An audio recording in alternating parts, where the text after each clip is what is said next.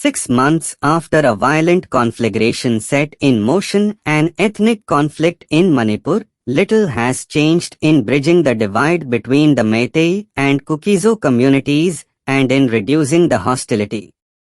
Every few days there is a violent occurrence or a provocative move from partisans on either side of the conflict, which heightens tensions and widens the divide even further, with nothing being done to reverse the course and bring back normalcy to areas most prone to violence.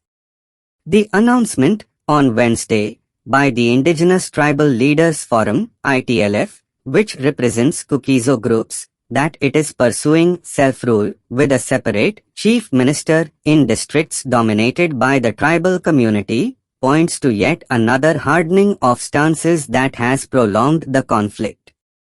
Such a move, which has no legal basis, is also bound to enrage Meiteis, especially those whose key grievances include the special land ownership rights to Trvanbiales in the state's hill districts.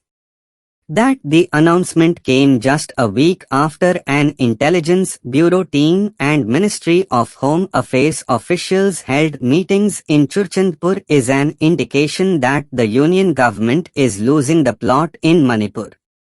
The government has tried to keep a tenuous peace going by not enacting any change in the leadership of the Bharatiya Janata Party-led state government even after its failures in maintaining law and order. A leadership change has been a key demand by the Kukizo community representatives besides others. The union government has meanwhile relied upon paramilitary forces to quell the violence in areas adjoining the Imphal Valley and the hill areas. It has taken a recourse to provisions of Article 355 to maintain peace, despite denying its imposition in the state. This ploy has ostensibly been undertaken to retain the support of Meitei partisans who have refused to allow any change of leadership in the state government and also to address the Kukizo people's distrust of the state police. Yet, the outcome has been a sharpening of the divide, with partisans on either side rallying against these half measures.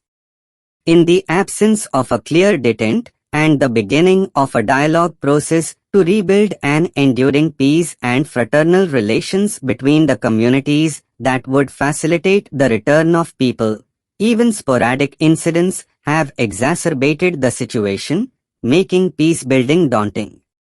Unless the BJP's central leadership changes its stubborn strategy of maintaining a discreet silence while using administrative ploys to contain the conflict, the festering in Manipur is bound to continue.